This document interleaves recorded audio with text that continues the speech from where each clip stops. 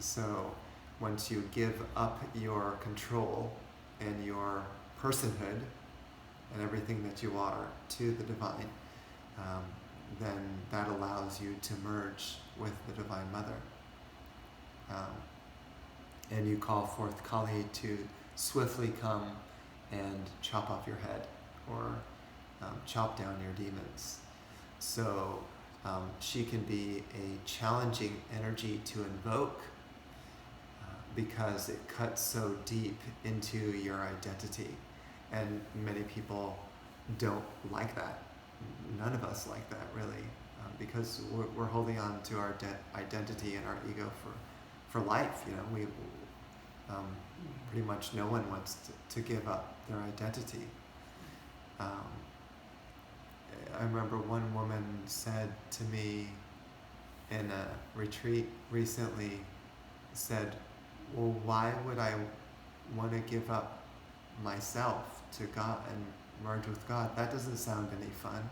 Kind of like that, like why would you want to give up yourself? I mean, what fun would that be? Then what would you do?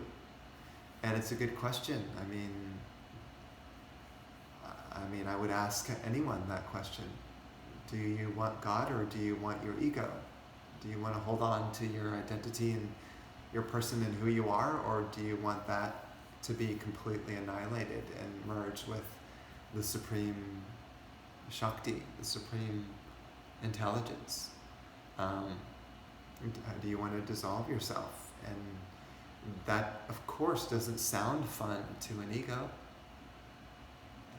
In fact, another one of my friends said that the ego really doesn't want to do spiritual practices.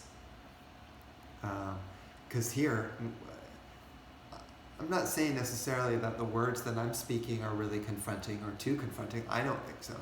But they could be, I guess. Actually, they have been to certain people. I've gotten word from certain people that what I say, there's this sort of disagreement, and that's fine. But I'd say rather than paying attention to the words, the energy itself is confronting, because what it does is it pushes out your issues, and so you start to feel things like your insecurities and your hatreds and your angers, your sadness, your depressions, all that stuff starts to get pushed to the surface, which is that's what builds the ego. That's what builds the sense of self and the personality. Right? And so we get shaken, like, oh my God, Kali is shaking me up. How do I handle this? And so you have to become adept at purification. Adept means you have to understand how to process your emotions and your feelings and your issues so that they don't overwhelm you. Because you notice that sometimes we get in life, oh my God, everything seems to be going wrong and I feel overwhelmed, I don't know what to do, and I need to drink some alcohol, I need to eat some sweets, I need to call some friends because I can't handle it. Sometimes maybe we need to do those things, but if you have a powerful spiritual practice going, then you can sort of let those things pass by and say, this too shall pass, right? And not get too bogged down by all the worries and concerns that the ego has. It's just unwinding itself. And that particularly happens when our ego gets softer. When it starts to lose more strength, then it's harder for you even to hold on to identities.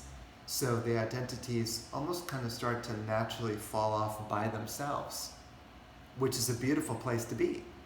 Then you can let go without a struggle. Then you don't need to cling onto this world or people liking you or approving of you, or that certain people have to act a certain way or whatever it is.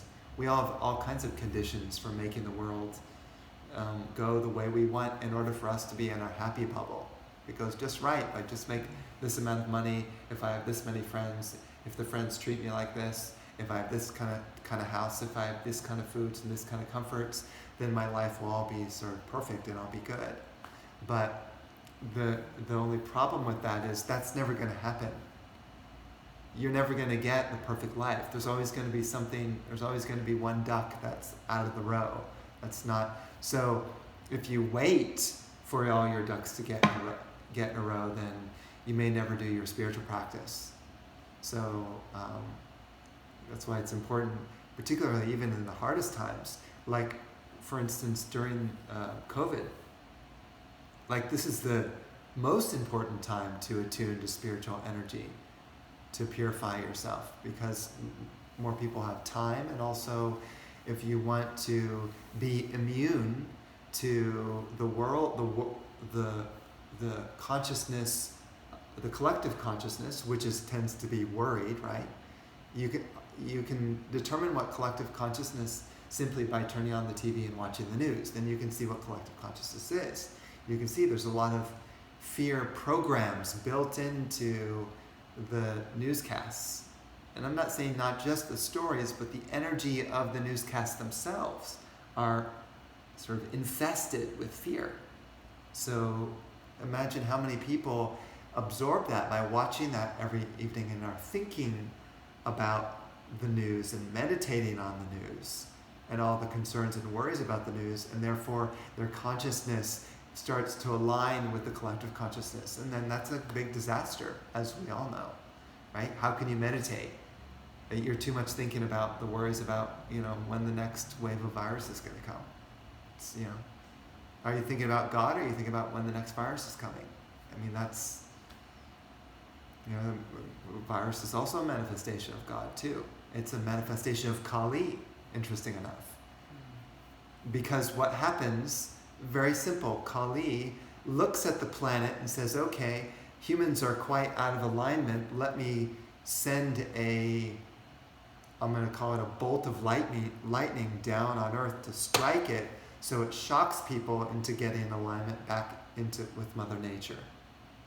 So Kali sends the bolt of lightning, in this case a virus, to say, okay, I'm going to send this out to everyone just to get people back in alignment with the divine.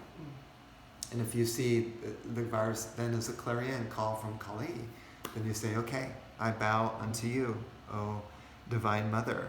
You are helping me through this virus. You're showing me the way.